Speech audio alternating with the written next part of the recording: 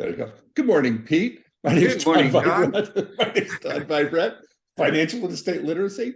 It's your estate. This is week 6. So that's what we're going to go through. Pete, do you want to look at the What website? I'd like to do is that help people find the outline on the on our website. Is that feasible to do, and what articles are on there? Can you do that for us, Don? That's our website, IYME, and then click on workshops. Just a moment. I'm getting rid of something. And then go to It's Your Estate. And we have estate administration. So that's what we're going to be doing today. And here's the handout material that Pete has that he's going to go through.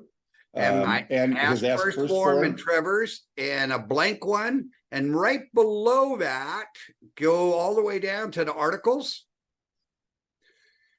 Here are the articles that are kind of pertinent to today's session. What you should know before hiring a professional, how to properly insure vacant property, things to do when a person dies. It goes through like 54 different items that you want to kind of look at. So anyway, so that's for you to review on your own. And then Don has a workbook that he put together, and that's available for you as well. So let's go to the outline today. Hang on, we're working on it. Trevor had an emergency and he couldn't be here this morning, so I will be doing the presentation. Just to give you a quick background on myself, I've been a private professional fiduciary doing estate administration for approximately 30 years. I've worked for trust companies, 2 different ones, and I've been on my own for over 25 years. So this particular session is all about sorry, I'll get you back. No problem. This session is all about helping you name someone in your family, because 80%, 90% of all individuals name a friend or a family member to be the trustee or the fiduciary in trust and estate administration. Let's go to the next slide. Whoop. Sorry. So you're going to have a family member be your successor trustee, or you're in your advanced health care. So we kind of put down here how you should evaluate a family member.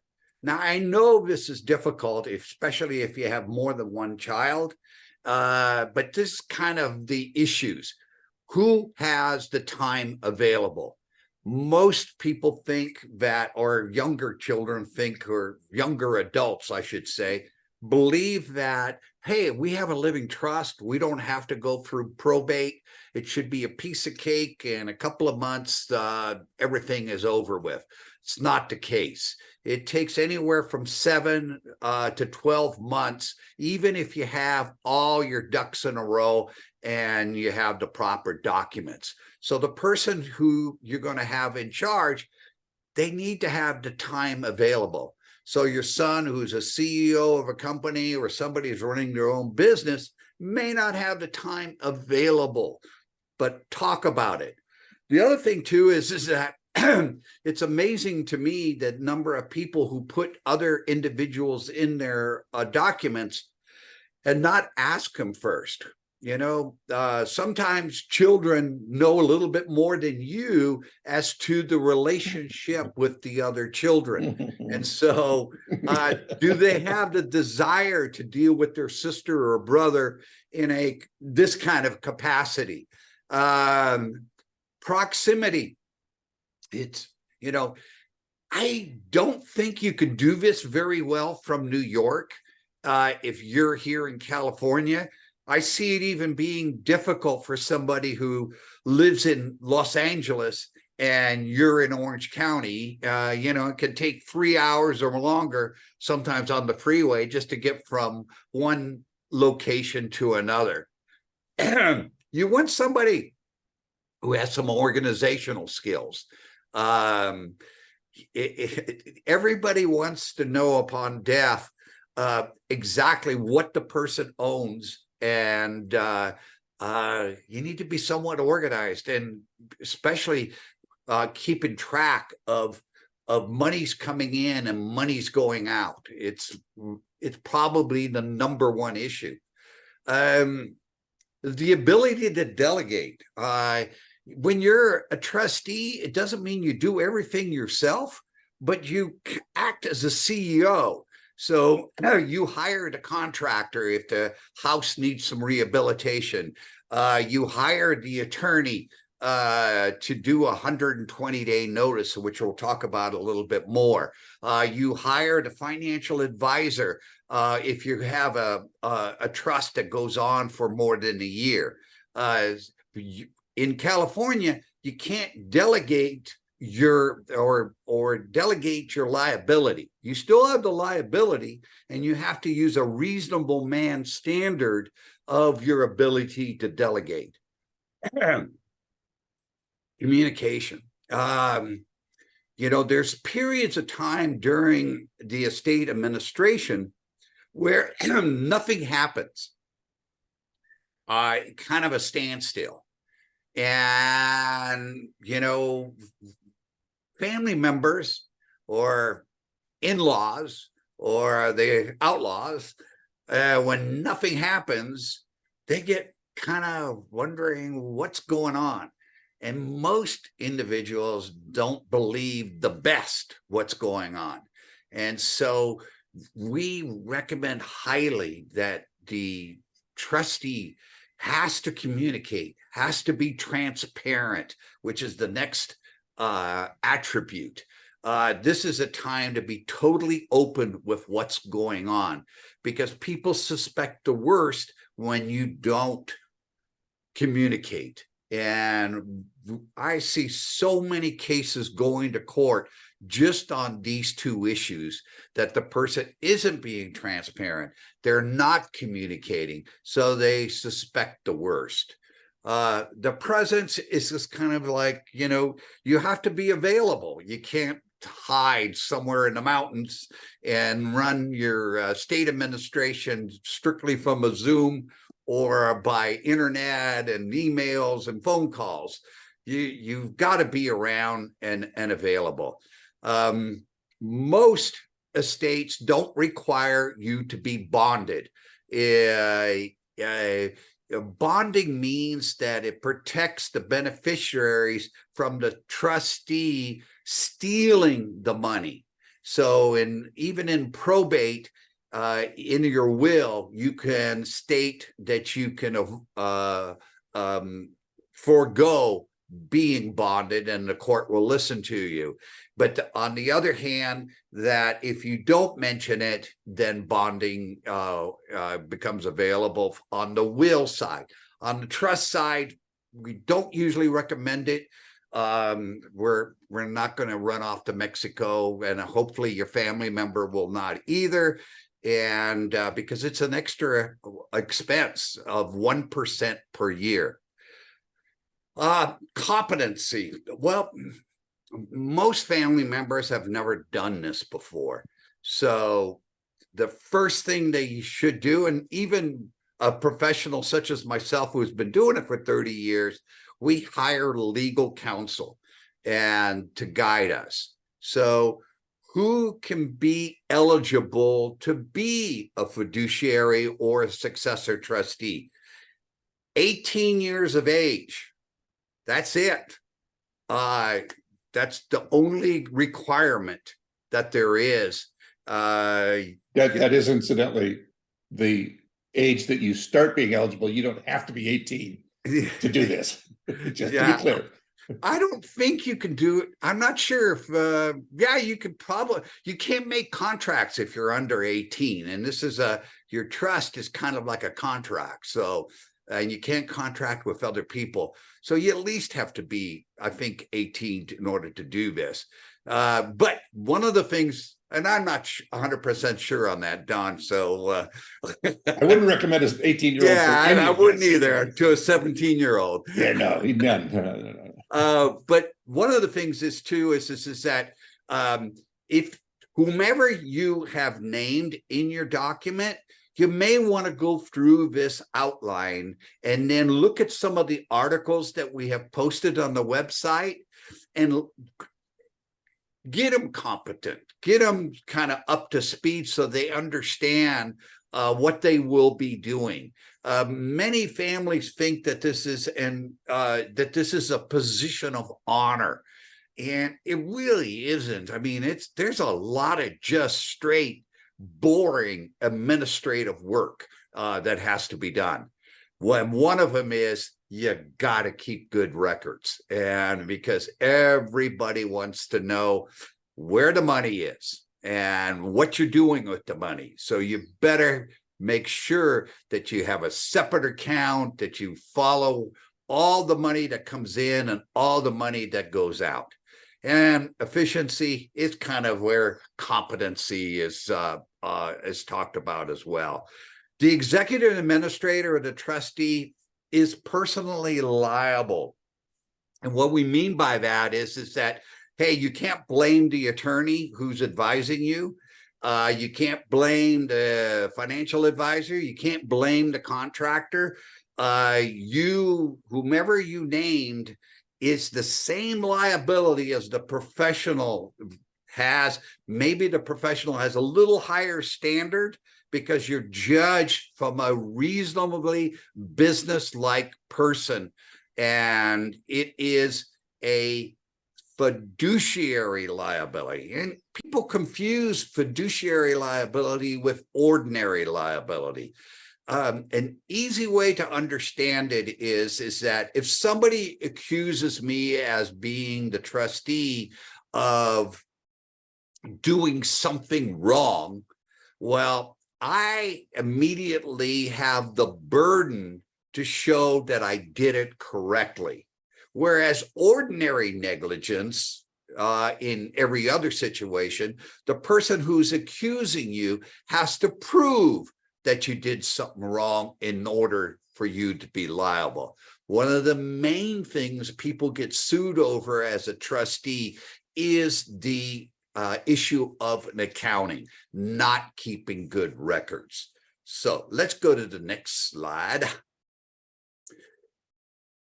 In the probate code, the term fiduciary has specific meanings, and these are the duties under the probate code. Duty to administer. In other words, once in a while I'll get a issue having to do with the parents lent some monies to one of the kids, and they say orally to me that, hey, mom said the loan is forgiven. And the other kids in the family say, no, that's not what mom said. Then I would look to the terms of the trust to see if it gives me any kind of information. And I have a duty to administrate the trust according to the terms of the trust. The trust is the Bible, not what individuals tell me.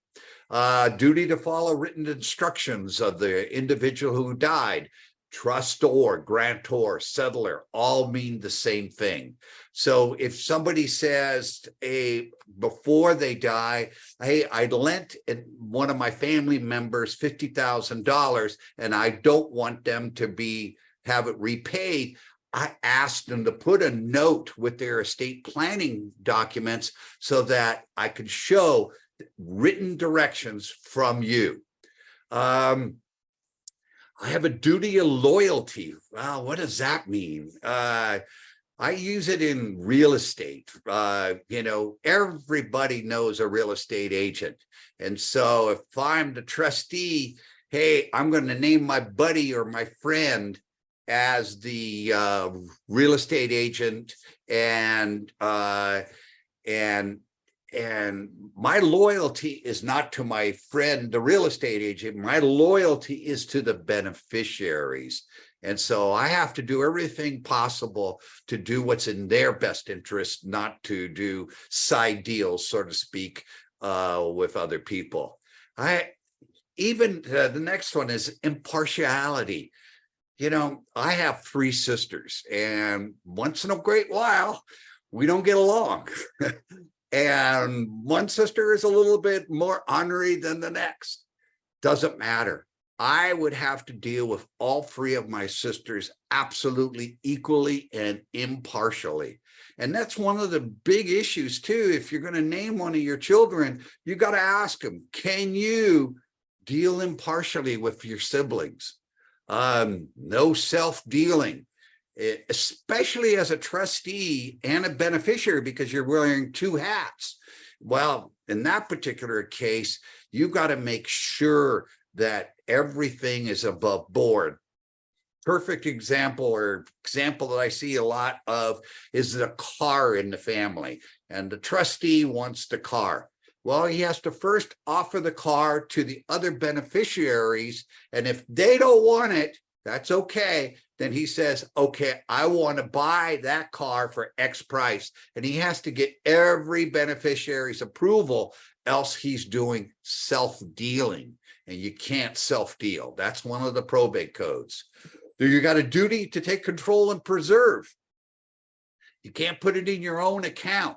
You got to take other bank accounts and put it in a separate account with your name as trustee on that account. And you got to keep that all separated and accounted for.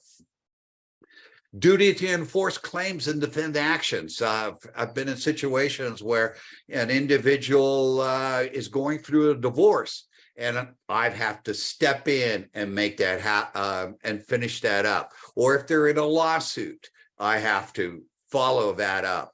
What's horrific is that if one of the beneficiaries is being sued by another beneficiary, that's an awful situation. But again, I have to step into the shoes of the person who's deceased. The next duty is to not delegate unless exercising super. In other words, whomever you hire, you have to make sure that they're competent in what they're doing. You can't blame the person who's doing the work. If you are a CPA, you're held to that standard. If you are an attorney, you're held to that standard, etc. So, but if you're not any of those, you're held to a reasonable, prudent person standard.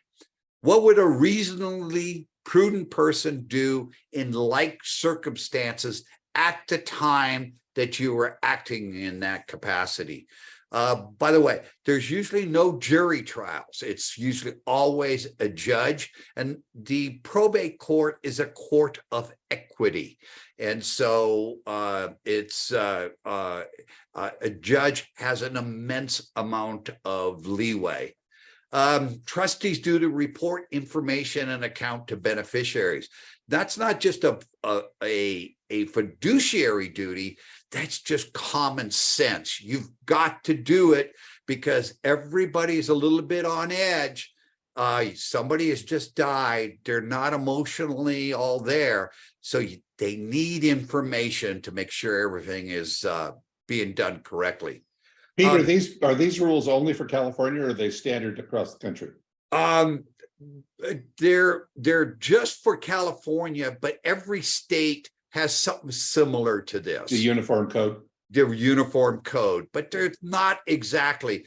every state controls the property in that state. So every state has different laws. But if you have a California trust and you have all your property titled in that trust, then you do not have to go through the local probate court of another jurisdiction out of California.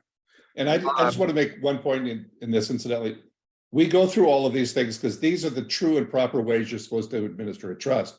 It doesn't mean it will always be this onerous sounding task as it's there. I mean, when my father passed away, mother passed away before, my sisters and I said, here's what we're going to do. Here's what follows with what was in the trust, and fine, let's go ahead and execute this. And while we followed the rules, it wasn't an onerous task for us. And in many cases, it's not. In other cases, it's horrible. Pete and I were doing a session a while back, and he asked the question, have any of you ever been a trustee? You know, a bunch of hands go up. How many years did it take to finish it? You know, 1 year. And finally, this one guy's hand still up. What's yours? 22 years he had been administering a trust. The family could not agree. And my first thought was, how much money did the lawyers get? Yeah. That the family was still fighting it out. So it happens, and you need to be aware of that. But yeah, but most of the time, everybody kind of gets along, nobody complains, and even the lousiest written trust gets settled normally and quickly. It's just that oddball situation, and these are the rules that they go by in order to go to court. So if you go to the next slide. Yep, I am. I was looking at the questions. So these are the fiduciary position in an estate plan. Remember, we have a durable power of attorney. I would recommend for finances, I would recommend highly that you name the same person who you named as your successor trustee to also be your attorney in fact, or your power of attorney. And then make sure that you have a successor named. And again, I would name the same successor as you do in your trustee because it's dealing with money. Your medical, you can name it a different person, but remember, they have to be able to work together with either your durable power of attorney for your finances or for your successor trustee. If you name two different people and they don't get along with one another, you're creating a situation where you might have real problems. My sister had gone through, and in the case of her estate planning early on, it changed over time, that if she passed away while she still had minor children, our other sister would then take responsibility for the children. But then she put in a second catch that all of the money I would oversee. And I said, live a long time, because I don't want to get in a fight with our sister as to how much money she's going to get for certain things or whatever else. It was her choice, and that's what would have happened. It didn't occur. She lived a long time. But that is interesting as an example of things that can run. Yeah, you got to consider family relationships and right. These things because there's a lot of emotions involved, and the hope is yes, go ahead. Incidentally, speaking of family occurrences, a question that come up is, it almost sounds like it would be better to hire a professional fiduciary rather than my niece, who happens to be an MBA, but on the other hand, it would be less stressful. And that could be very true, because it's stressful to figure out how you're going to work it out. Yeah, we'll talk a little bit about hiring a professional fiduciary a little later on in the program, but the vast majority of people don't name a professional fiduciary, and so they name family members. So I want to focus in on that first. Yep. The will, remember, it's a pour over will. So the hope is that the will is just an emergency document and you don't have to use it. Hopefully, all your assets are titled in the name of the living trust. And here again, you want to have 2 to 3 people be the successor trustee. You can name a trust company at the end if you want. And we'll talk a little bit more about that as to when we talk about naming other people besides family members. let me make a point on a question that's come up, and just in case you may have missed it earlier on, the handout material for this is available on the website. So if you go to www.iyme.org, you come in, click on that workshop estate, and this whole handout is available under the end of that, in that area. So that's where it's available. Yeah. And again, I would sit down with whomever you've named and just kind of go through it. It's not a test. But people don't know what they're getting into when they become one of these. If you don't have these documents and you need somebody else to step in, you end up in a conservatorship. If the people that you've named decline to serve, or we have a helicopter. Yeah, I was going to say that's a fairly close shot there on that helicopter.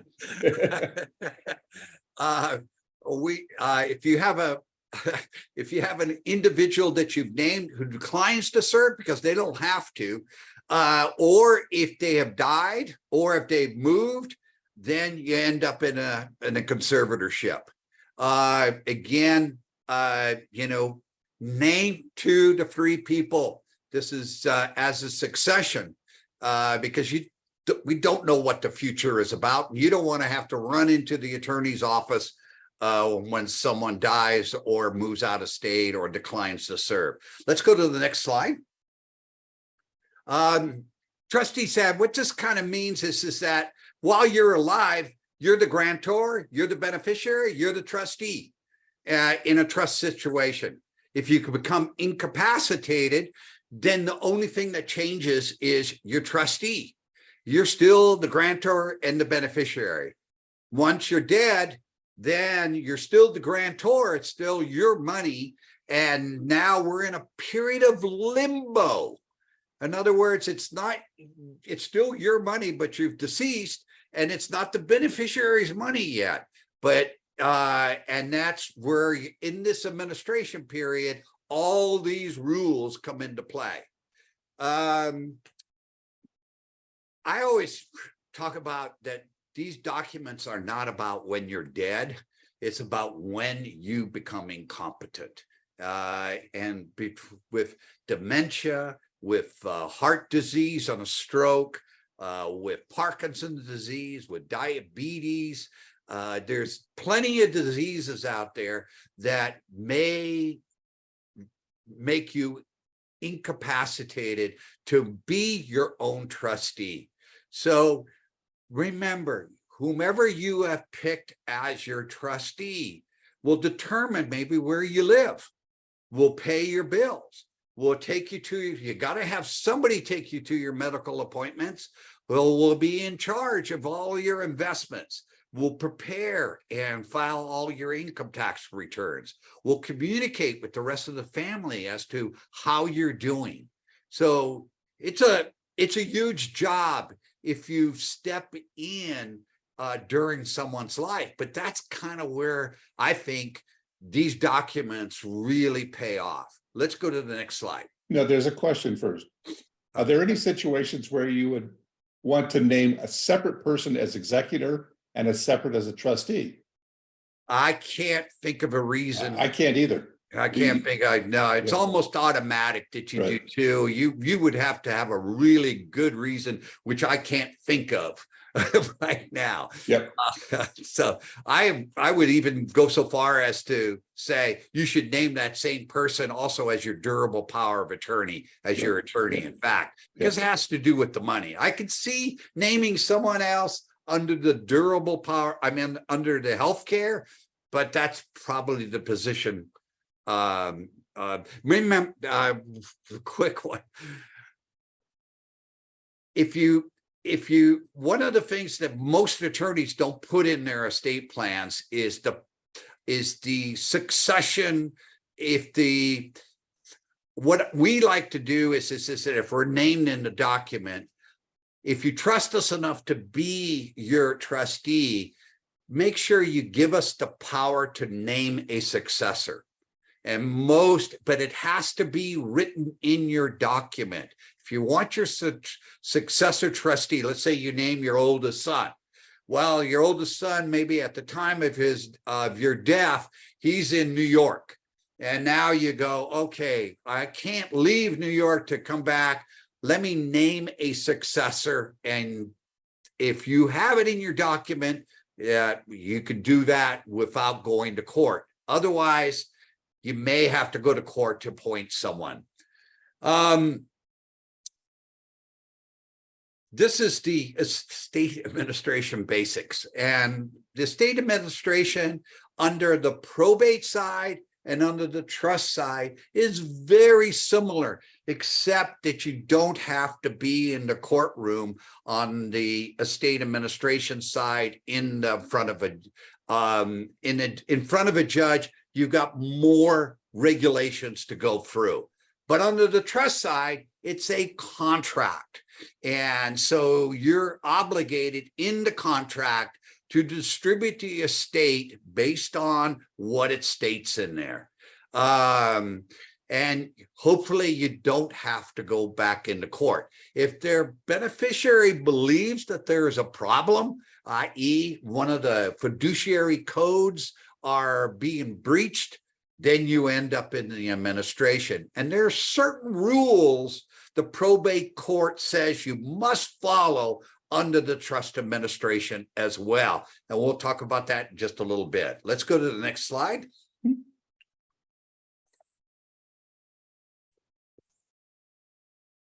I like to talk about this slide in the sense of even during your life, not even when someone dies, how do you hold title to your assets?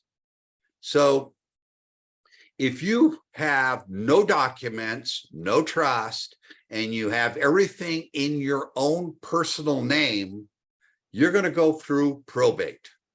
And only assets under $184,500 will be what's called a small estate affidavit. But otherwise, real property with $50,000 or more in value, or personal property over $185,000, you end up in the probate court if you have things in your own personal name. No trust with gross assets, that's the small estate affidavit. If we go over to the other side of the table, the valid trust, normally there's no probate. Successor trustee steps in and administers the trust. Assets outside the trust in the individual's personal name, that could cause a problem. So sometimes a small estate affidavit is all that's needed. Sometimes you have to go to court in a limited capacity. Sometimes you have to go to court in a full probate. And remember, there's other ways to have titles to property, and that is the paid on death accounts, trust on death accounts, beneficiary designations, all avoid probate. And also the trust doesn't control those assets and how they're distributed. The one document that's the most flexible, that's the most institutionally recognized, that caused the least amount of problems is a living trust. Highly recommend one, especially for single individuals, because you need an advocate to take care of you if something happens. And as a trustee for another individual, it's the least complicated. Let's go to the next slide. No, what's a Hegstead? Hegstead is a petition for the court that basically says, hey, you could, if you prove to the court that they wanted that asset to be in the trust to begin with, the judge has the power to put it into the trust. Okay.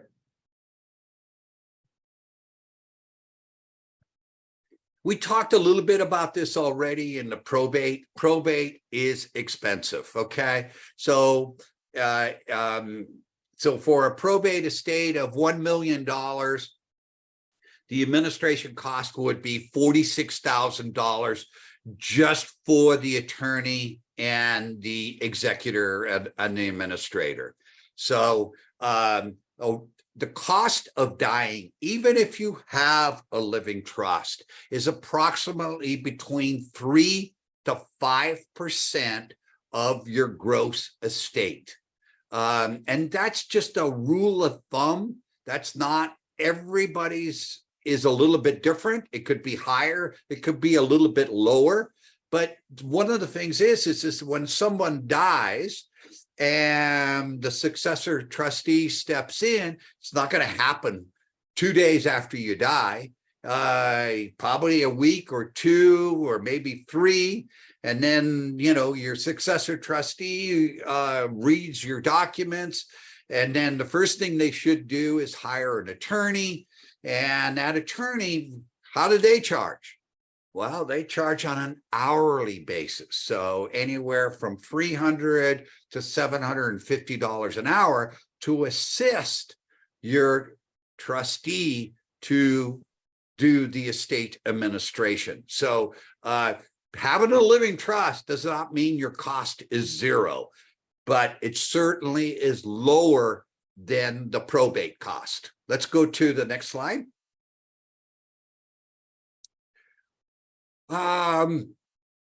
Essentially, it's, to handle a probate estate and a trust estate is very, very similar. As you could see as going down the line, the only thing that's really different is what we capitalize on the slide, and that is it's court supervised under the probate code, and then the successor trustee is not supervised, but still you have to follow the probate code, but it's just not supervised.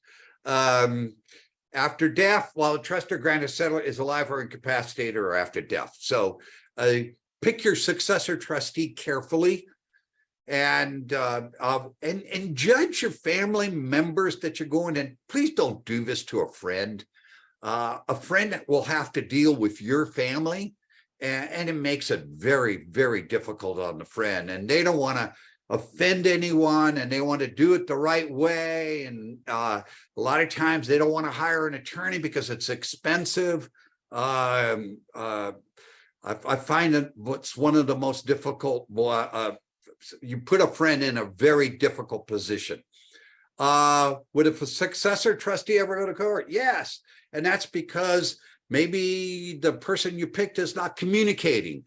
Maybe the person that you picked is not aware of the rules that they have to follow. Maybe they're not providing an accounting. Maybe there's so much animosity between the siblings that they go to court just for emotional reasons. So right now here in Orange County, there's about a 7 to 8 month wait just to get into your first court hearing.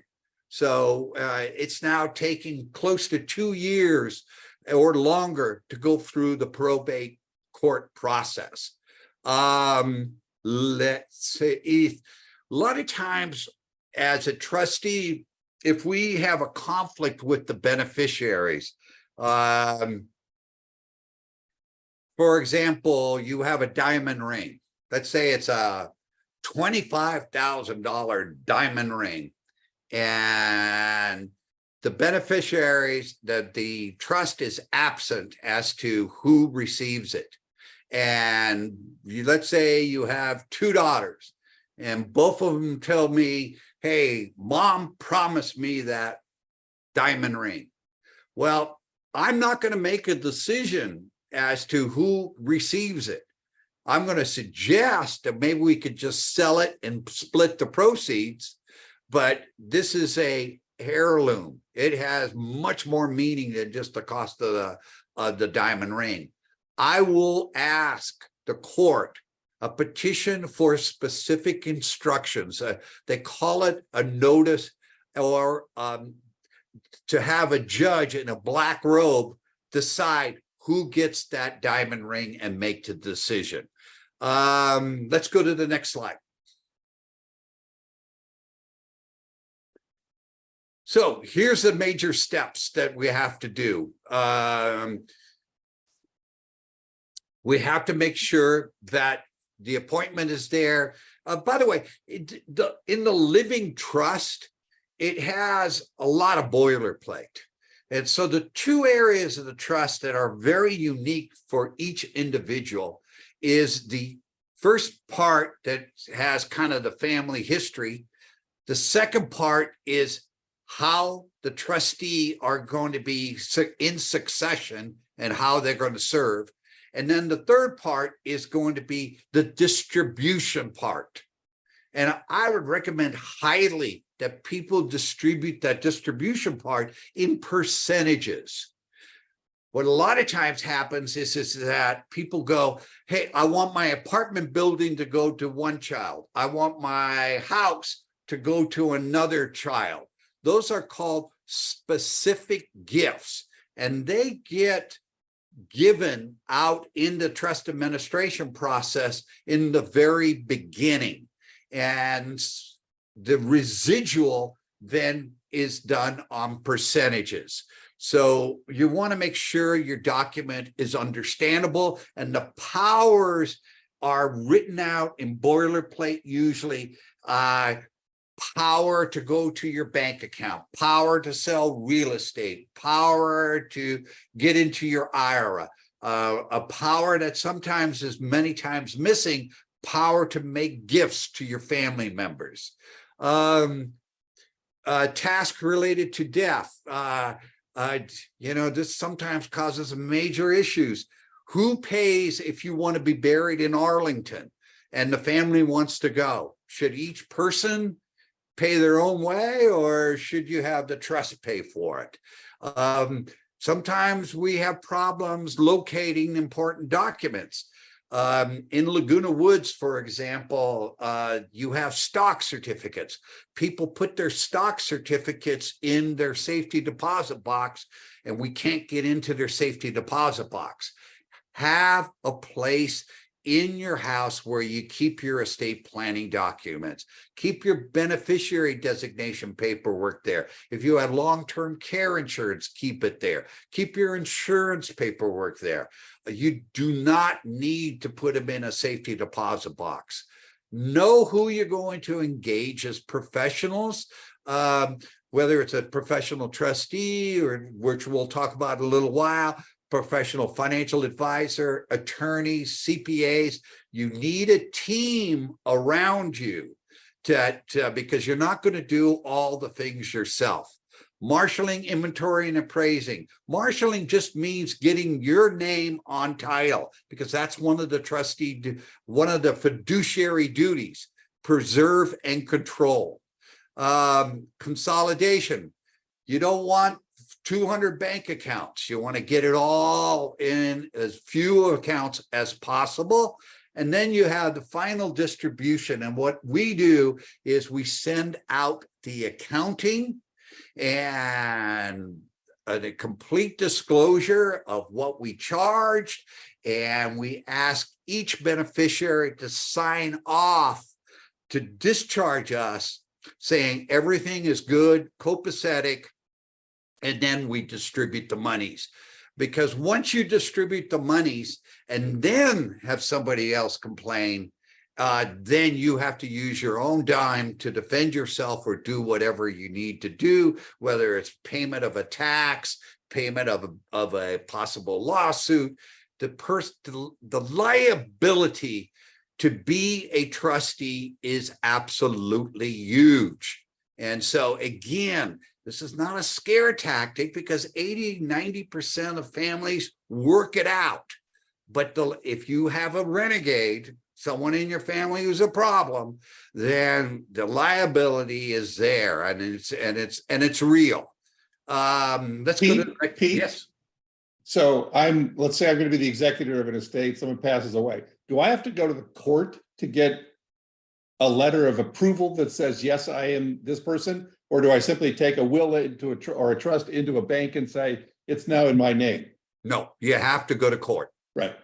Yeah. So they issue what's called the legal term is letters. Right.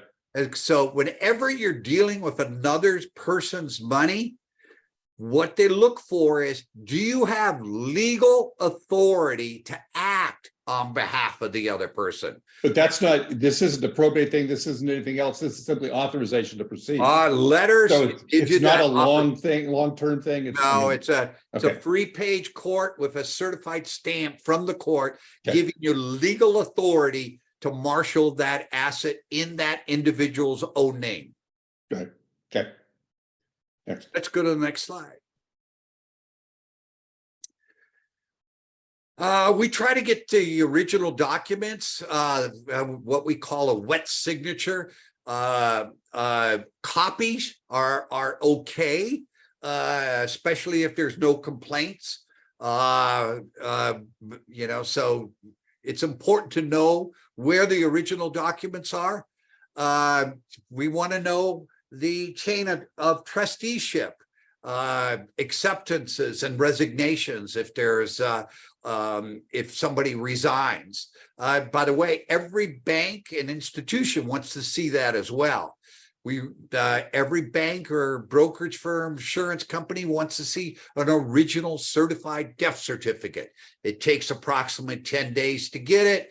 They're starting to get a little bit more stringent as to who can have a death certificate.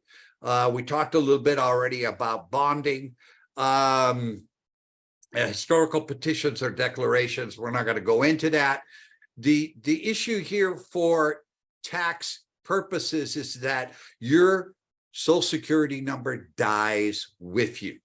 And so if you have a probate estate, meaning things that are in your own name when you die, you're going to have to get a tax identification for that probate estate. You have to get a tax identification for your trust estate. So the separate EINs for both. Those are employer identification numbers. And you have to file tax returns for the probate estate and a tax return for your trust as well. Estate letters of administration and trust certification. Some institutions want a trust certification. Many of them will complete one when you are there at the bank in person. And that's another thing. This is something that you can't do if you're out of the area. They want to see you, the person that is named in the document, in front of that teller or whoever, private banker, whoever is helping you out. And then they verify that they saw your driver's license to their legal counsel in the back room. So it's important to have the time available to do and go to all these banks and institutions. Next so slide. again, I want to point out, because the question is on this letters of authorization of administration, that is technically on any will or trust. Let's say trust, so these stay out of probate. And so it's not related to probate. It's simply the court saying, yes, we agree, you do in fact have authorization to proceed, even if it's a family member or anybody else, because you can't go, as you just said, you can't go to the bank and say, hi, I want mom's money. No. Well, that's why it's so important to understand title. So right. Let's say you go to the bank and you have your trustee hat on. You're just named as a successor trustee. And then if you find out when you go to the bank, it's the account is titled in the person's own name. Well, with your trustee hat on, you cannot marshal that account. You've got to understand title, okay? Title. It's so important in the probate, in the estate planning area. And so it's a great idea to check on how you have titled the assets, because you don't want to have to go through probate because you forgot or didn't title it correctly. And then also your will, which is a pour over will, once you're done with probate, pours over into your living trust. And then from your living trust, you get to distribute the assets. Let's go to the next slide. Yes. I'm not going to go through this in the articles that we have attached. I have literally all the tasks that not all legal. It's put out by the same folks that prepare the Ask First form. It's really important that whomever you have named, that they understand some of the things that need to happen when someone dies. It's not intuitive. One of the first things even, that you have to do is to meet with the attorney to determine whether or not how title to assets are being held, and whether or not we do have to go to court. There's a new rule, well, new in the sense that it's about the last 20 years. And this rule is called the 120-day notice. And it's one of the most important rules out there. And when it started with a fellow here who was an attorney here in Laguna Hills, and it went all the way to the California Supreme Court. And so we've got a couple of new rules, and we call it the 120-day notice. And that notice needs to be sent out to your immediate family and every person and entity that's named in your living trust, to give them notice that you have a living trust and that you have died. And they have 120 days notice upon receipt to protest that the trust was maybe fraudulent, that they don't like the trustee, that they used undue influence, that my mom or dad would never have created this kind of a trust. So, and during that 120-day period, as a trustee, you don't sell assets, major assets, you do cleanup, and things like that. One of the first things that I do when I'm named in a document is change the locks on someone's house, because beneficiaries sometimes believe that they can just go in to that house and take whatever they want. That's just not the case. You can't do that. Sometimes individuals, if somebody has 2 or 3 kids and one of the kids are living in the house taking care of them, well, the big question is, can the adult child stay in the house after the person is deceased? Not really. They don't have any legal rights to stay in the house. So what I have to do is I have to call the other siblings and say, is it okay for your brother or sister to stay in the house since your mom or dad died? So, those are tasks that usually individuals don't consider when they're doing their estate plan. Let's go to the next slide. Yeah, location of documents is just huge. When I take over as a trustee, I become responsible for all the home, the auto, everything. And so one of the first things we do is to understand, is the policy still in force? And most insurance companies allow for a short period of time to be covered, and they don't like to cover homes that nobody is living in. So it's a huge issue, and we got to call that insurance company and talk to them and make sure that they understand the situation. Death certificates, brokerage statements, promissory notes. How many certified death certificates do you recommend? Depending on the size of the estate, because every institution wants to see an original, but they'll give you the original back once you show it to them. I usually order 6 to 8 death certificates. They're probably, believe that they're right now about $22 each. Real estate documents, deeds, rental agreements. Rental agreements are probably, if you have them, are more important. The deeds, not that important because usually they're filed with the county and we can go to a recorder's office or any kind of title insurance to get them.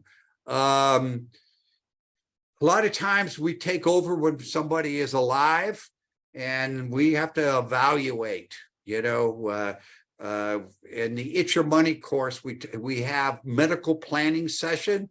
Well, that's exactly kind of what we do in those particular circumstances. I received a call this morning that one of my clients got sent to the hospital, and he is had a seizure and he's going to be in hospice. So we have to arrange all those issues. And I'm now working with the daughter to make sure everything works out. Distribution parameters. If you have a special needs child, it's going to go what's called into a special needs trust, which in the vocabulary of the legalese, it's considered a sub-trust.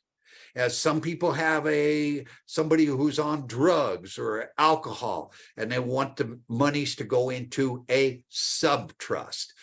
Sometimes people have, they're afraid of their daughter's husband.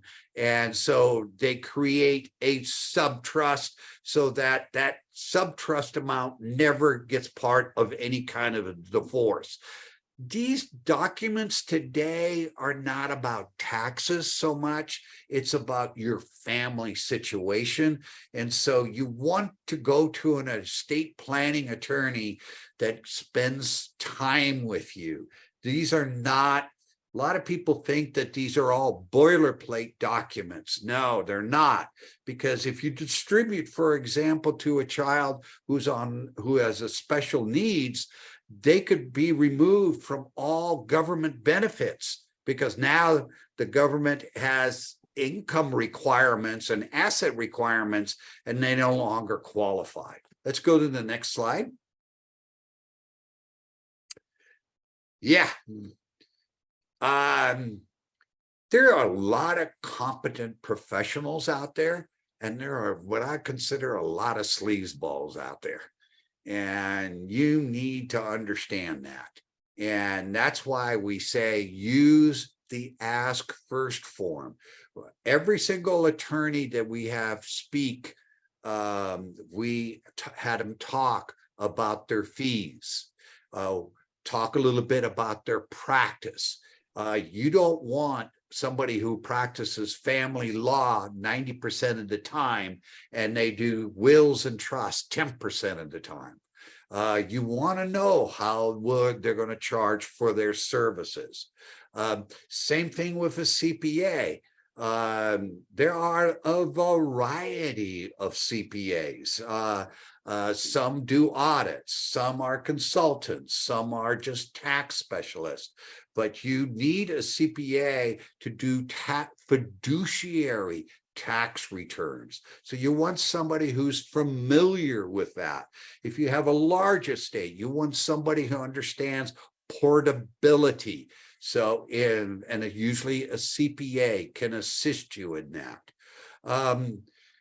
Real estate. Everybody knows a real estate agent. We do not use, we use a specialist in fiduciary real estate transactions, because usually real estate are the largest asset in a person's estate. And if things go sideways, the liability that a trustee has is huge.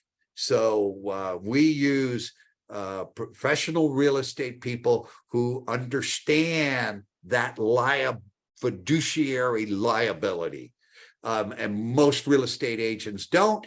And remember, to become a real estate agent, you need to be 18 years old and pass a 1-hour exam. So the hurdle becoming a real estate agent is really low. And just because somebody is a smooth talker, that does not help you when you have to put these real estate contracts together.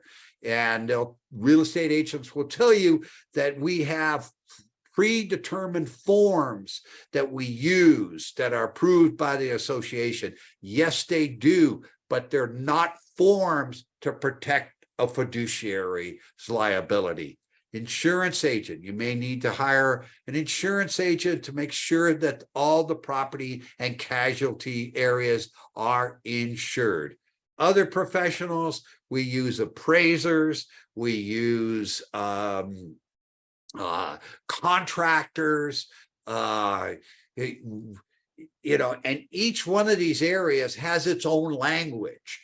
So I finally found a profession where I am good at it because I knew a little about a lot of areas, but I was a master of none.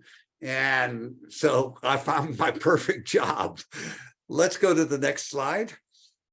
There's lots of notices that has to be sent out, and that probate code notice is that 120-day notice. And remember, this notice is not just, hey, I've died. It has to be a certain font size. It has to be, some parts has to be bolded. I always hire an attorney to send out this 120-day notice, and I'll always include the trust document with it, so that a notice is so important in the law. You have to notify all creditors, even if you just have a trust. Again, and you got to have proof that you've notified all the known creditors. And this is the notice of proposed action. If there is a conflict in the family and I know that there's a problem, I'll have the attorney do a notice of proposed action and ask the beneficiaries to sign off on what I'm proposing. And once they have signed that, or a time period has lapsed, then I am no longer liable for the action that I'm going to be taking. Let's go to the next slide. One point, incidentally, in terms of hiring the people from that last slide, it's important whether it's an attorney, an accountant, whoever it is, and even a contractor. If you're having work done on the house, you're responsible as the fiduciary. So you need to make sure that they are licensed, that they're competent, that they're bonded and insured, to make sure all those things, or you're not acting as a prudent person. So yeah, a lot of times people want to hire somebody, maybe, and it's really becomes complicated when somebody in the family wants to do the work, right? Or the person in the family is the real estate agent, right. Or they have a special friend that they want to have and do right. this stuff, and that's where the problems come in. So marshaling, inventory, and appraisal, those, every beneficiary wants to know, have you secured all the personal and the real property? What about the checking, savings, and brokerage accounts? What about all the income that from annuities, from insurance benefits? What did you do with the IRA distributions before the death? By the way, you cannot name beneficiaries in your trust be a beneficiary of your IRA. They're separate documents. They control, okay? Joint tenancy controls over trust. Title. You've got to attain valuations of all the property. If you have an expensive piece of property, then I would recommend highly a certified appraisal. But you don't need certification of appraisals for everything. But you want to get agreement from the beneficiaries. I always ask, I am planning on doing this. Send me an email saying that you understand and approve as to what I'm doing. It keeps the communication open. They understand what I'm doing, and you'll have less problems later on. If you're doing something during somebody's lifetime, you've got to make sure that you analyze the income and expenses. And so that I use the services of a fee-only advisor if I'm becoming trustee for someone during their lifetime. So I can look at what I need to spend and arrange the investments accordingly. And of course, meticulous records, of your activity, and the expenses that you paid. If you go to court, this is what they're going to want to see. Invest in self-security is this necessary. What I find is most people use brokers. I do not use brokers. I use only fee-only fiduciary advisors, and I put all of the assets in that one account. We try to figure out on the sale or distribution of assets. Free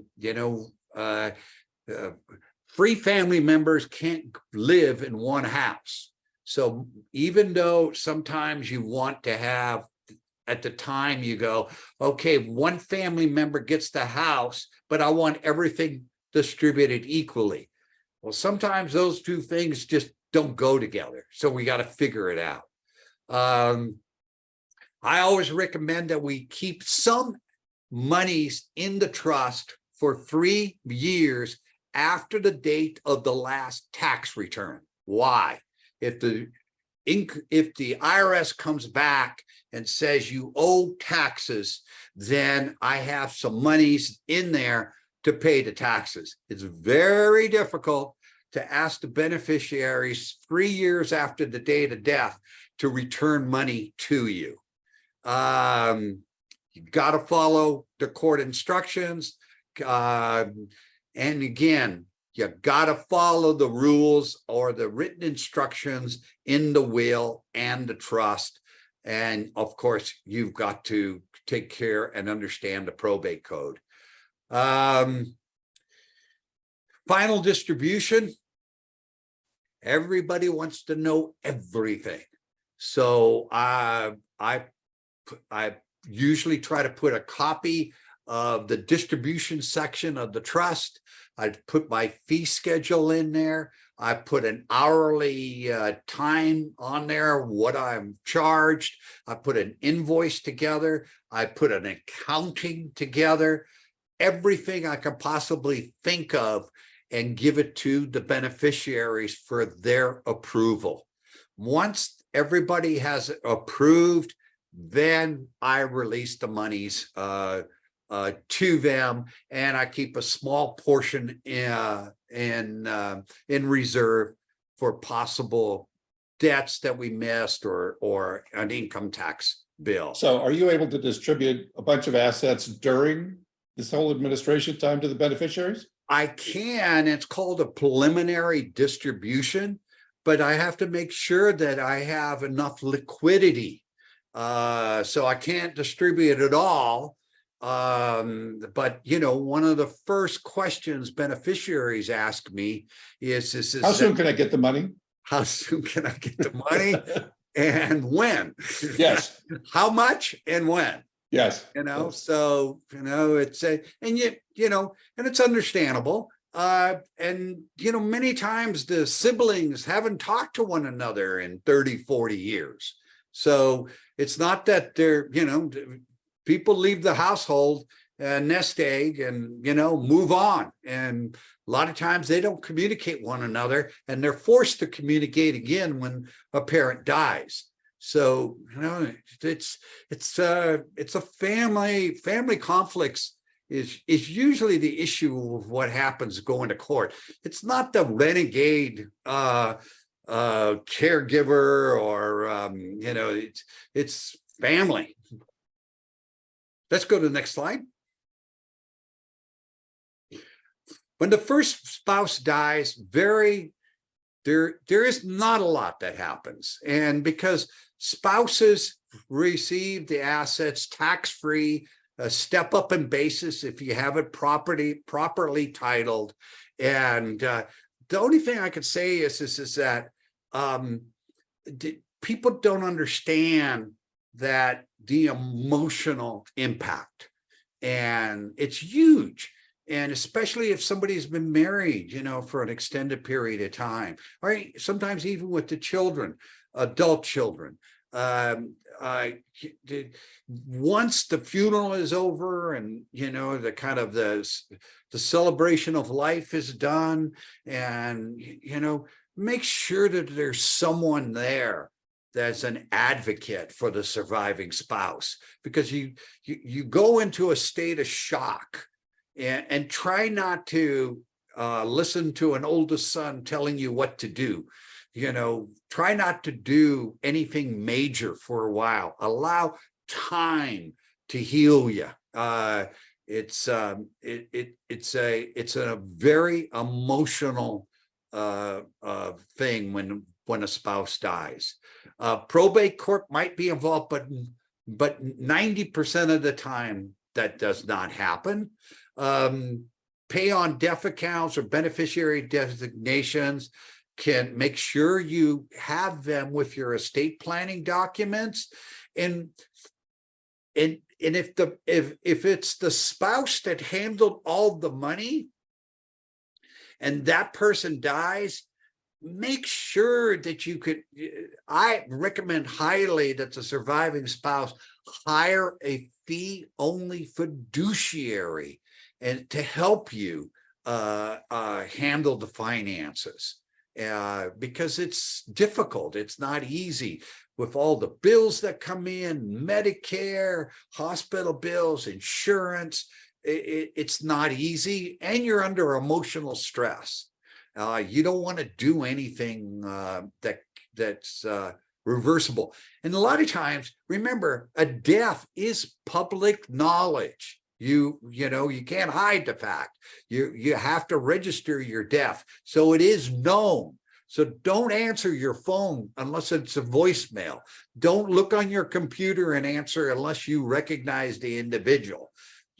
This is the time you're going to be most vulnerable to scams, and also to a child who may be overbearing. So all of a sudden they feel like they have to step in and take care of you. You want to stay in charge with people who you trust. How long is this all going to take?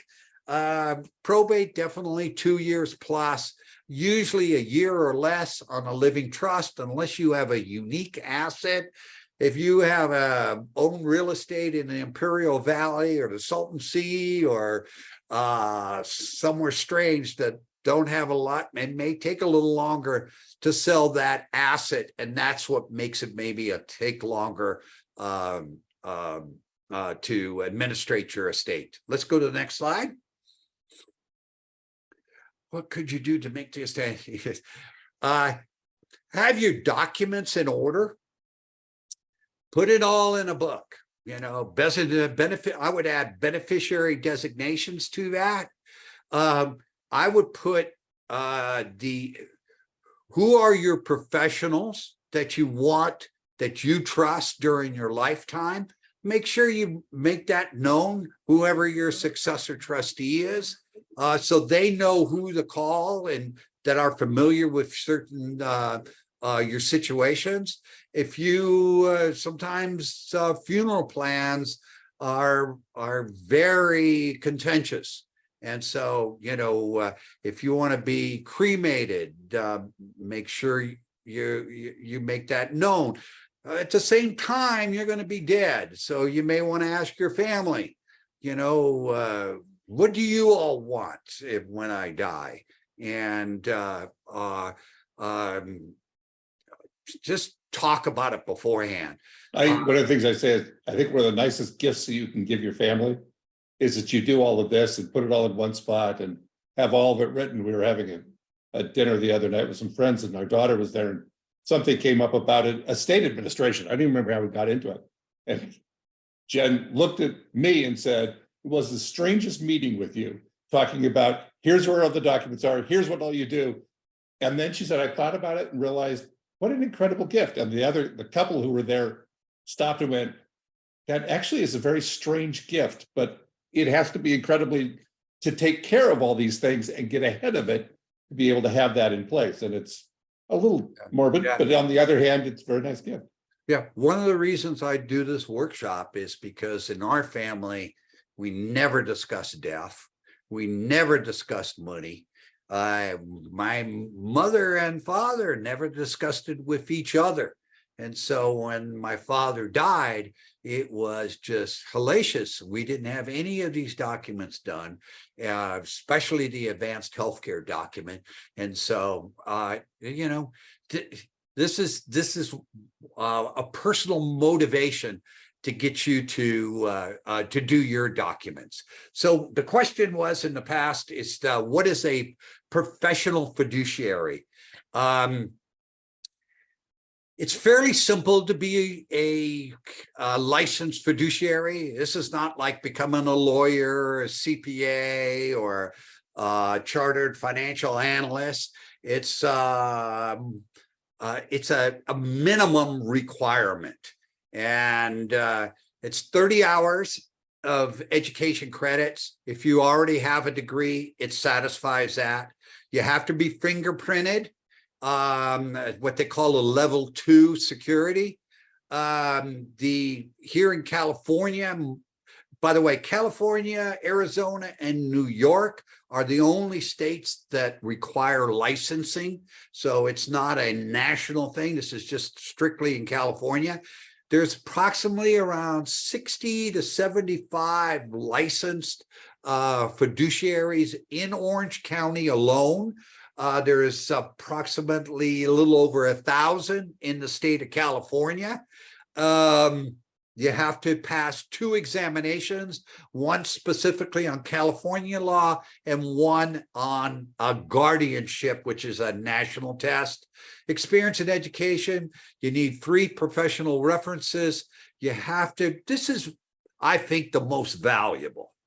You have to file annual statements with the state of California, telling the state what cases you have and whether or not you've been sued or you've gotten any complaints. So anyone who comes up to you that says, hey, I'm a licensed professional fiduciary, look them up. Just like you would look up an attorney on the California Bar Association, just like you would look up a CPA on the California CPA Society list, just like you would look up a financial advisor, a broker on FINRA, on Broker Check, you should do the same thing for a professional fiduciary. What does a professional fiduciary do? I'm going to scoot us along because of time. So we've talked about all of these things along the way, and that's what you could hire a professional fiduciary to do. Neutral third party. Here's what my question is: do we get to? I don't know your slides. Do we get to how to do it? How to find someone, and how much it costs? No. Let's go to. I don't think so. I can't remember. Oh no, you don't, because that's the last slide. Okay. Let's go to put the slides away and let's just open it up. No, that would be okay. That is really the question, I think. So I'll stop sharing. Yeah, let's discuss it. So let's do that. Let's do this and get this guy over here so I can see it better. So the question that has been left, and I've left them on the Q&A just to make sure that I would come back to it, is how do I find one of these people and what are they going to charge me? Okay. What I suggest is that you ask your estate planning attorney for some recommendations. Okay. So somebody, an attorney. How do I find them? Well, it's 2 ways. You take the seminar and you notice these are the people who've been presenting. I know. Yeah. It's the easiest way. Okay. The Orange County Bar Association will give you a recommended names of people in the estate planning area. That's one way. There's a national group called the Academy of Elder Law Attorneys, Academy of Elder Law Attorneys. and they go by zip code, and you plug in your zip code and they'll give you a recommendation of attorneys in your area. And you're kind of, it's a special exam, and I find that is a good resource to go to for an estate plan because they understand seniors and elder law, etc. So the California Bar Association, local attorneys, professional trustees sometimes will have a good recommendation to you. You can ask me or Dawn to make some recommendations locally of estate planning attorneys. So what's a typical cost of doing this? It's if you do it on Easy to say. but if you do it on, if you is it on your ask first form, Pete? We could bring that up. Yes, I'm going to get there. Yeah, I want to go through the whole process. If you name a family member, they're going to use an attorney on a per hourly basis. So usually ends up being about 2% of your a trust estate, approximately. If you use a professional fiduciary, it'll cost you somewhere between 1% and 2%. For your fees, but you're going to hire an attorney. And an attorney, and we usually can limit an attorney's fees because you're knowledgeable. Yeah, because we don't have to ask every single point in question every time we come up to a new situation. So if you use a trust company, it's between 2% and 4% of your estate.